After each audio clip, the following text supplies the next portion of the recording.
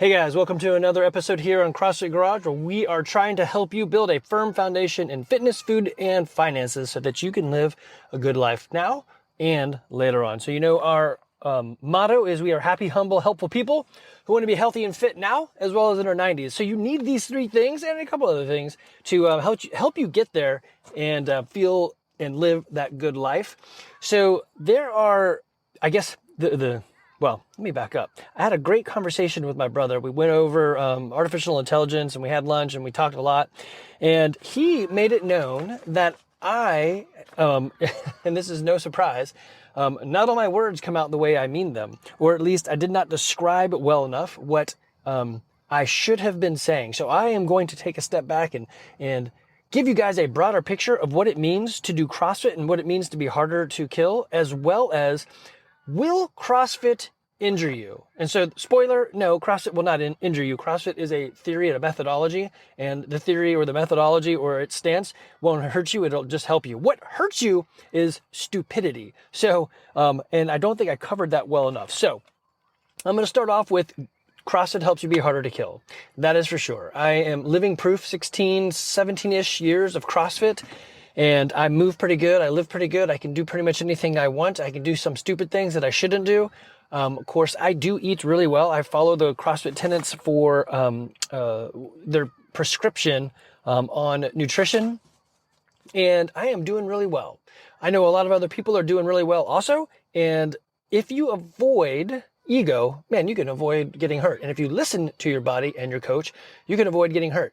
It has been shown, they did a study, so who was it? I think it was Coca-Cola got together with some people and they were pushing, maybe that was a sugar episode.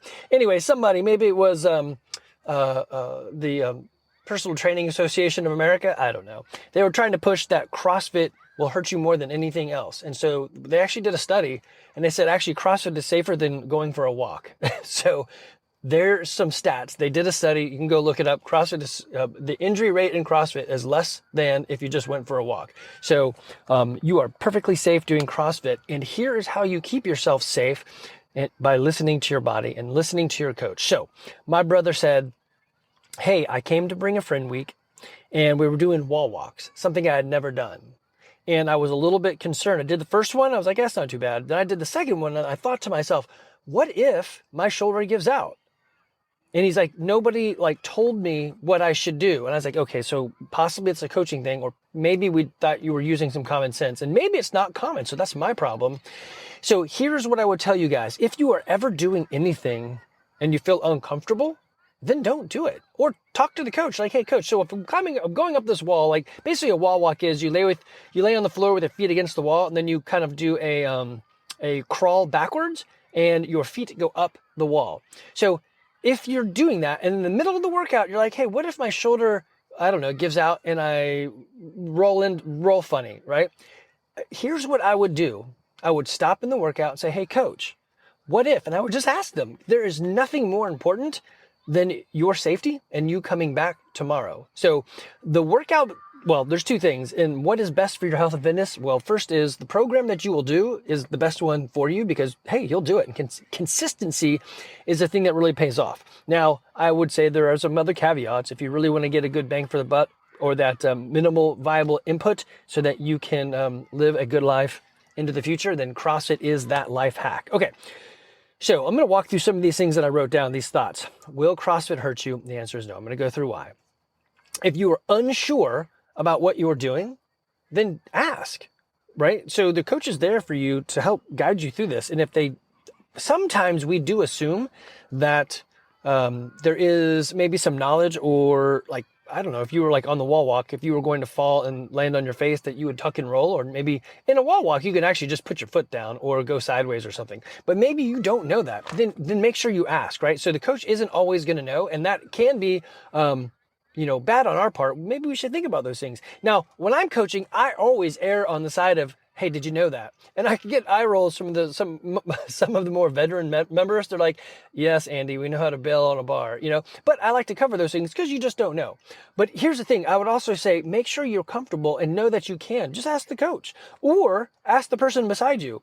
But here's the top end. If you're not willing to ask, what is the last thing you should do is just do something different. So in a case of a wall walk, you can easily just do a plank, or you could do push-ups, or you could do, push-ups off of a box or something. So you could always, substitute or scale the movement so that we can preserve some of the stimulus that we wanted from the movement, but give you something that you feel comfortable with. And a great example of that is the box jump. It's fun to watch and funny to watch the human psychology on this. You stack a couple plates, 10-pound plates up, and you could jump them, no problem. Eventually, you get to the plate that you just can't do. And you're like, nope, I can't stand here and jump. And I don't know why. You take that one plate away and you can jump it. And the plates are only I think they're less than a 10-pound plate is less than an inch thick. So it's just kind of a funny thing to watch. Okay. So answering the question of will CrossFit hurt you? So the definition of CrossFit is constantly varied functional movements executed at high intensity. So constantly varied.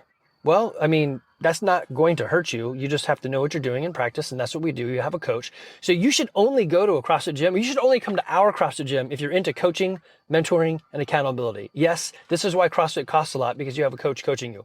If you think about what you pay for your kid's soccer, like right now, I am watching my kid's soccer game while I do a podcast in the car, because perfect is the enemy of done. And in my life, I want to be perfect, and I strive and fight against my OCD of getting it perfect, knowing that, hey, this is where life put me. I'm at the soccer game. The day did not turn out the way I expected. And but this is on my list, and I can stack the habits or the routines I have to do. Okay, so constantly varied. So you're going to be doing various things. You're going to have a coach. Constantly varied functional movements. So it's a movement that your body should be doing. So if your body should be doing it, then you're probably not just no harm pattern in there, right? And if you think to yourself, well, really, when would I ever snatch the bar or snatch something like in one movement over my head? Okay, well, then don't do that. Do a clean and jerk. Sometimes we teach different movements. Maybe the movement pattern isn't as common as we would like, but the value you get out of that movement pattern is great. So if you look at the pattern or the color diagram of your muscles that fire when you do some of the Olympic lifts like a snatch, then you're going to see, wow, that really stimulates a full body movement, and the neurological adaptation that comes along with that is great, which is one of the things we're trying to obtain, right? Okay. Constantly varied functional movements executed at high intensity. This is the part that could get sticky. High intensity. What is that? When you walk into the gym, high intensity is basically just go easy and make sure you can come back tomorrow. Listen to the coach. So it's always form first, form before weight, then add on weight. And once you can master that weight, then you can do it at speed, right? And the coaches are going to walk you through that. So intensity is going to be variable. I've been doing this for a very long time. The intensity that I would deliver into a workout would be different than a newbie. So let's just say, let's take something really basic. We're doing a 5K run. I'm going to do the 5K run in probably, 24 minutes, and they're going to do it in 35 minutes. And right, so you see this intensity level difference. Or let's say it's a deadlift. That's a bad one for me because I'm probably not going to deadlift that heavy. But let's say I will deadlift, 315, and they're going to deadlift 225. So you see the intensity, the power output, the work divided by time is going to be different for whatever stage you are at. And intensity, therefore, is kind of variable and should be watched by the coach. So the definition of CrossFit, no, it is not going to hurt you. Okay, so what does CrossFit say about health, like fitness or health in general? So here's what Greg Glassman said. And it is a tenet of CrossFit. Here, it starts off with nutrition, which I love because the base of the pyramid of CrossFit is nutrition. Well, actually, before that, it would be rest. So if I guess I could add something on top of this definition, it would be get 8 hours of sleep and reduce your stress. Okay, then it says, eat meat and vegetables, nuts and seeds, some fruits, little starch, and no sugar. That is a very hard recipe to live by. I actually do. I eat a lot of meat and a lot of vegetables.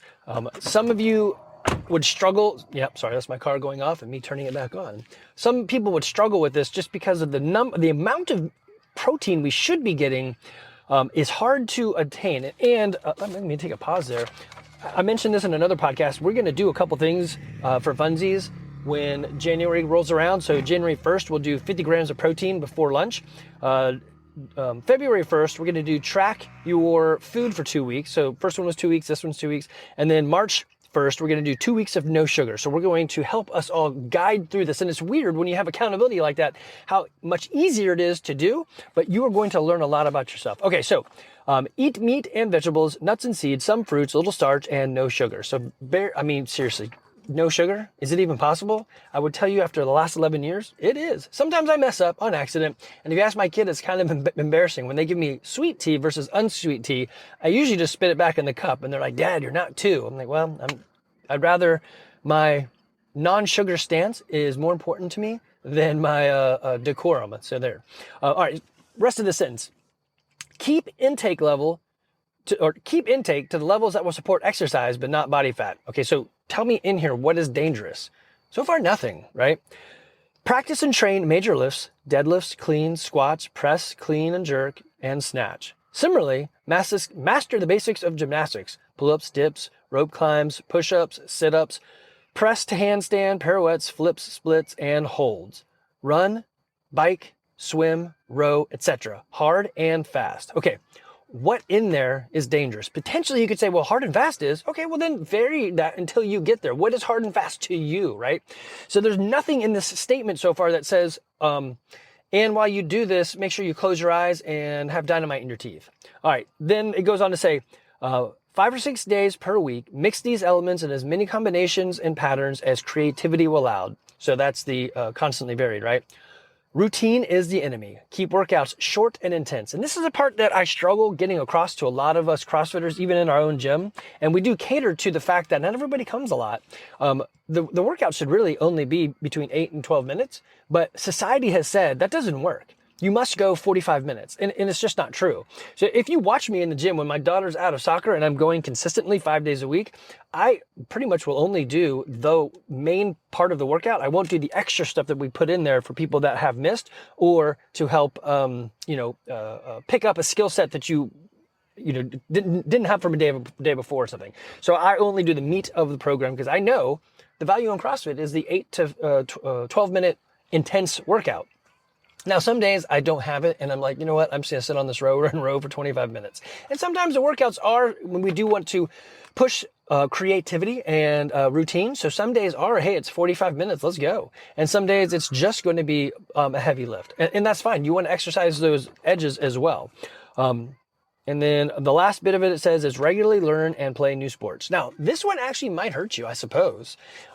If you're out there learning and playing new things, sometimes the act of sport, and this is the difference here. You're playing a sport like Ultimate Frisbee with your friends. You're out there playing and you're learning. Great. Once you turn it into a competition, you're upping the game. And so it is possible maybe you could pull something. So I suppose maybe playing sports could be dangerous, but that's his fitness in 100 words. There's nothing dangerous in this. It's a tenet to live by, and it's something to focus on, as well as, like I already read you the definition of CrossFit, right? So then there are 10 general physical characteristics that CrossFit holds to that they want to teach. I'm going to focus on one. So some of them are like strength, endurance, stamina, power, speed, and so forth. So agility and balance are two that I want to kind of narrow down into. If you can make it to the average age of a U.S. citizen, so that's 74, you didn't get taken out by let's see, what was it? I forgot the top 10 things. The top 4 things, I think it was heart disease. I think it was stroke. So heart disease, stroke, some sort of flu, and then maybe, was it lungs? Or no, it was cancers. So those 4 things, which if you listen to the past podcast, ChatGPT agreed with me that CrossFit actually is an answer to those things. If you maintain a healthy weight, eat responsibly and exercise every day, to basically listen to the tenets of CrossFit and follow those, you can reduce those factors, right? Anyway, so if you can make it to that ripe old age, what happens then is typically you trip, fall, break your hip, and I think the life expectancy of somebody who breaks their hip is like super short. So that will take you out of the game. So how do you stop yourself from breaking your hip? Well, I mean, I guess just keep doing CrossFit, right? But it's agility and balance. Find your balance. A lot of people stop working on their balance, they sit all day and then they get taken out by tripping and falling or whatever. So CrossFit will actually save you from some of these things. Okay, so the pyramids. I know I've said this a bunch of times. Basically, in the pyramid of CrossFit, I love their pyramid. It's like the food pyramid. It's the CrossFit pyramid, the health and fitness pyramid. It does not start with CrossFit and it does not end with CrossFit. It's the base layer is your nutrition, and then it's I'm gonna get these backwards. I think it's your metabolic conditioning. So kind of like the just long sweaty stuff, and then it is gymnastics, then it is weights, and then the last tip of it is play new sports, right? So sport, go do something.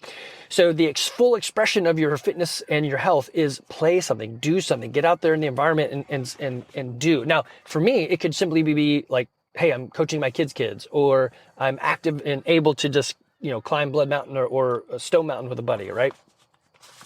Okay, so will CrossFit hurt you? I think I've answered that. The answer is no. CrossFit by itself is not going to hurt you. Now, you may look at the CrossFit Games. That is totally different. CrossFit Games will hurt you. Their idea is to stress people in ways that shouldn't be stressed, to find somebody that can actually endure the rigors of their test. And they are testing to find the fittest person or most adaptable person on the planet. Many of the people that I listen to that have been part of the CrossFit Games and pushed to be a competitor will tell you the act of being a competitor and pushing like that has damaged them and scarred them beyond repair. And they're fighting to recover even now, right? So that sport, yes. What we do is not that. It's kind of like saying if you go out for a jog, you are now an elite marathonist and you are, 6'4", weighing 100 pounds and doing all these miles a day. It's just not true. The sport of CrossFit is very different than the fitness of CrossFit. So don't confuse those. Don't watch those guys and say, oh, well, I can't do that.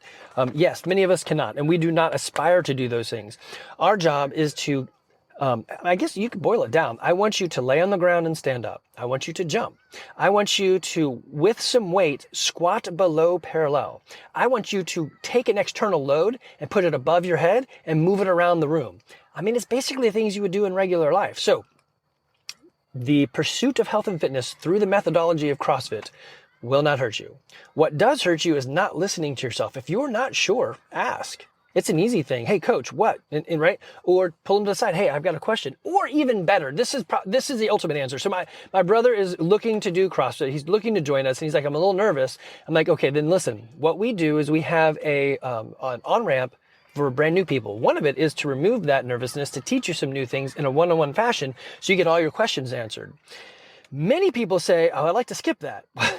The reason we do this is for you, right? So for someone specifically like him, if he says, hey, I'm nervous, but I'm going to skip that, which we wouldn't let him. But if he did, then yeah, I mean, he's not going to get his questions answered as easily if he was in a one-on-one environment. So that is one reason we do that, is to help you guys out. So we provide you the tools with either a knowledgeable coach, a one-on-one session, or I guess you can go on the internet and look things up. My phone number is actually all over the place on our website. You guys get texts from me all the time. New people, if you're not, or just people listening, if you're not a member, you can email me. That's probably the best way to do it. Email me and I'll get to you. Or you can call me or text me and I am happy to help you. But CrossFit, the methodology and the definition and the general physical skills it's trying to teach you will not hurt you. What hurts you is not listening to your own nervousness. If you're nervous, yeah, let's slow down. Let's talk about it. Or what hurts most people in CrossFit is ego. So I've seen this plenty of times. A guy comes in, it's usually guys, comes in the gym, sees a girl doing the same that he's doing, and he's like, and he tries to kick it up a gear or lift some more weight, and then something happens. So you'll hear the statement, check your ego at the door, and it is valid. Even I do that. I'm like, I don't know what I'm bringing today. I think I feel pretty good. Let me do some warming up and see where I'm at. Every day, I am poking the bear. I am thinking, hey, what will happen to my body today? How do I feel? I'm going to stretch. I'm going to warm up. Then I start moving and I can start to gauge myself. And after this long, I kind of know in the first couple minutes of warming up how I'm going to do that day. And if it becomes a move day, I'll just go tell the coach, hey, coach, today's a move day for me. And they're like, okay. And they just thumb up. And I just move over to the side and I go a lot slower with a lot less weight. And maybe I increase the range of motion of the movement. But what I definitely don't do is say, whatever, hold my beer, I'm going hard. Probably the worst thing is, oh, hold on, I gotta turn my lights back on. One of the worst things is when you get a buddy in there and they're feeling it and you're not feeling it. Usually these days, the buddy's good enough to say, yeah, no, it's okay, don't worry about it. But, push me a little bit if you can, yell at me, make me go. But it is fun to have workout buddies. Okay. Now, if you are hurt or if you do get hurt, what should you do? Should you hide it? No. You should talk to your coach and say, hey, I think my shoulder hurts a little bit. I'm not feeling great today. Or like Skylar had shoulder surgery and he is still working out. The thing here people think is, well, one, I'll wait until I feel 100% better. Man, I'm going to tell you, at 50, many times you don't feel 100% better. What you need to do is start working out and understand where you're at and see if we can help you grow through that. The other is they think, well, let's say my shoulder is out of commission for whatever reason. I can't go above my head or whatever. So if let's say my left arm is out, I can only use my right arm. If I do workouts with just my right arm, aren't I going to turn into a king crab where I've got this teeny little pincher arm and this one massive one? The answer is no. And there's actually studies out there that show that actually exercising even with just one side will actually benefit the other side. So the answer is no, and you're not going to become a king crab. You should definitely continue to exercise and ask your coach. So a question came up the other day about I feel stronger or weaker in my left or right arm. It was one of those, and it was on a bench press. Oh, I remember what it was. We were benching. It was doing the 10, 9, 8, 7 going down to 1. And I could see in a couple people their left arm was pushing okay, but their right arm was lagging behind. And so I had mentioned to them, I said, one thing you could do in order to help correct some of that is go to dumbbells. And the dumbbells are going to expose that weakness. So your barbell is going to keep you connected in one of your planes.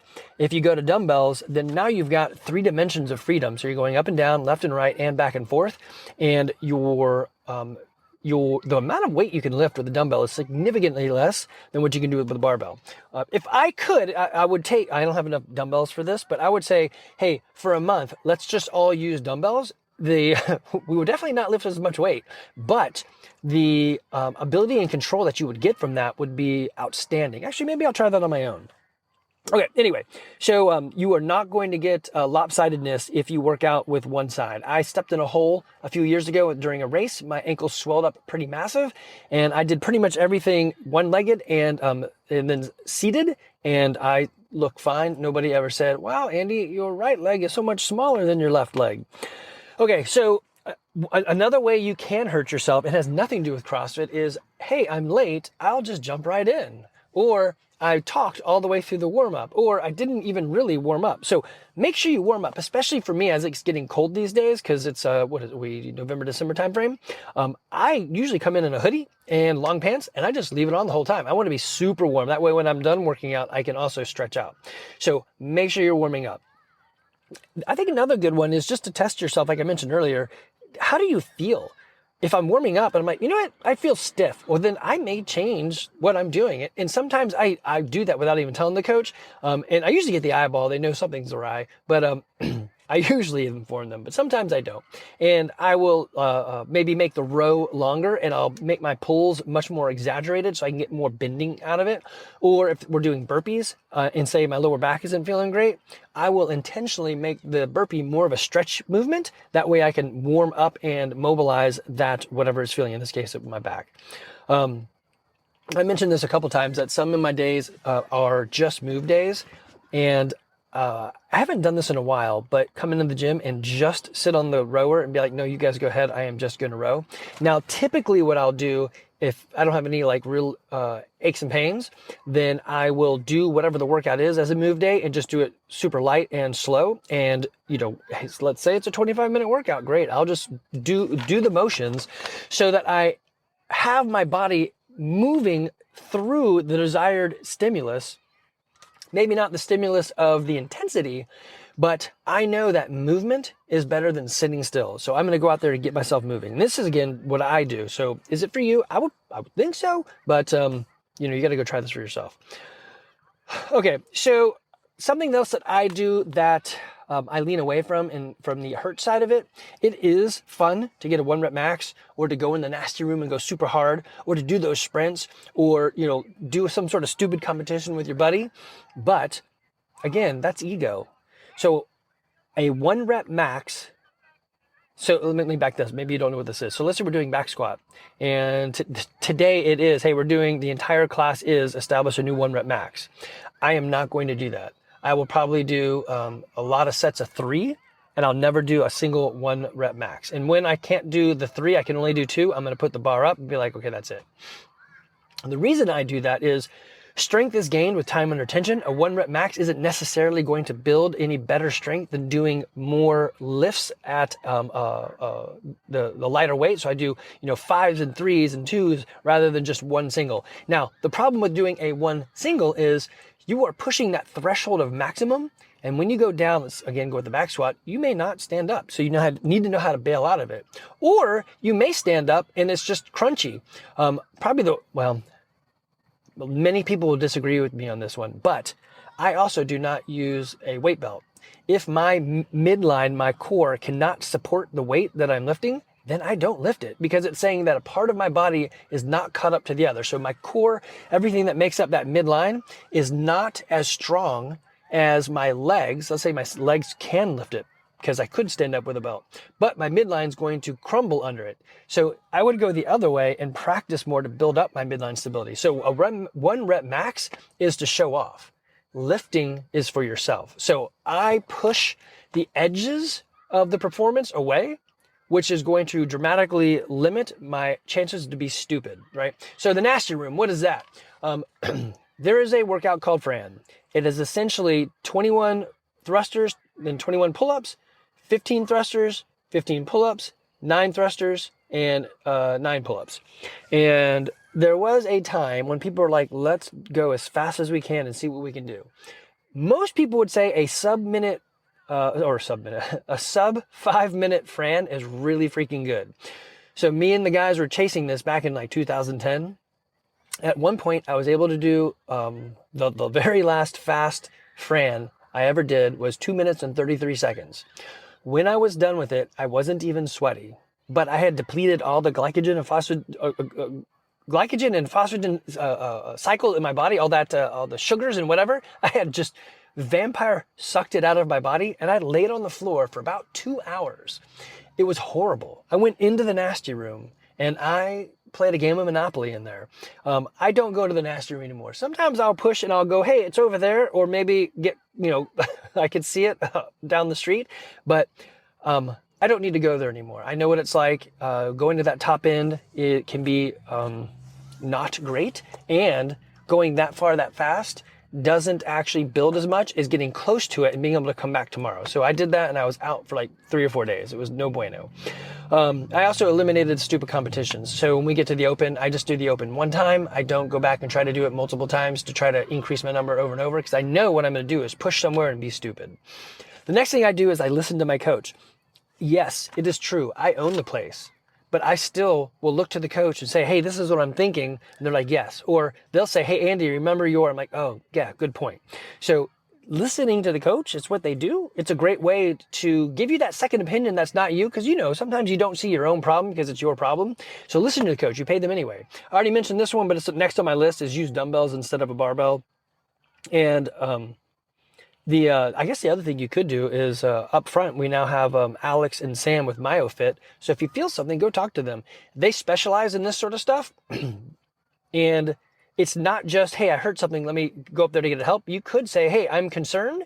And they will help work through the issue and give you some better insight. I mean, they are a professional. If you want to shortcut the process of anything, hire a mentor or a coach or a professional. Okay, so the last thing I'm going to tell you is it's sleep and nutrition. I get 8 hours of sleep, and I eat super healthy. Is it a secret to success? Yeah, it is. It is actually a secret to success. If you guys aren't sleeping well, there is a podcast I did on 18-ish ways to get better sleep. I think I would add a 19 one, and that is guys, usually it's guys, tape your mouth shut so that you have to breathe through your nose and you quit snoring. And you would make your wife super happy if you stop snoring. So getting the proper amount of sleep, I would eliminate naps. wake up. So set your alarm, get up at 6 a.m. all the time. If you're like, hey, I'm not tired enough to go to bed, get up at 5 a.m. and don't go to bed until 11. Do that for 3 days. Guess what? You're going to be tired at 10 p.m. and you'll want to go to sleep and you'll have fixed your problem. So make yourself tired and force it, and then put yourself on the schedule. Have a scheduled wake up time and a routine that you go through. I find it incredibly difficult to work out in the afternoon unless I have a really regimented plan, like, hey, I must pick up my kid from high school and let her drive, then we're gonna go right to the gym. I can get it done if I do it in the morning. That's just part of my plan. And then I am tired and I've been physically exerted. It's usually good for the day, but when it's time to go to bed, man, I am out. My light turned back off. Okay, so will CrossFit hurt you? No. Typically what hurts you is you doing stupid. Don't do stupid. Will CrossFit make you harder to kill? The answer is yes. I think I've been throwing this out on, I don't know when these podcasts don't always go out synchronously as I record them. So I have thrown this out. Somewhere in here, you've heard it already. If you come to the gym 4 days a week for an entire year, listen to the coach, log all your results, work with Coach Laura on your nutrition, if you are not fitter a year later, I will double your money back in a return. That sounded weird. I will return your money twice over. That's a no-brainer for me. That's going to work. You will be fitter. If you showed up 4 days a week, listened to your coach, logged all your results, and started to eat better, I mean, yes. Ask yourself that question. Hey, if I just did what he's saying, would I be fitter? The answer is yes. There's no way around that. And if you want to take the challenge, great. Let me know ahead of time, and I will track you. The only way this would work is if we handshake on it. You just can't like jump into the gym and say, hey, I tried it. Because I'm going to go back and look, did you actually come in? And I'm going to do special things to help motivate you. I don't know what they are because nobody's taken me up on this yet, but it's going to be there. So the spoiler, like I said earlier, will CrossFit hurt you? The answer is no. What hurts you is our own stupidity and ego. Don't have those, let that go, and then listen to your body and listen to your coach. Ask questions. You are the master of your own destiny. Only you really know your body. So I'll have people ask like, hey, what should I do? I'm like, okay, tell me what you're thinking. And then I'm going to give you some suggestions.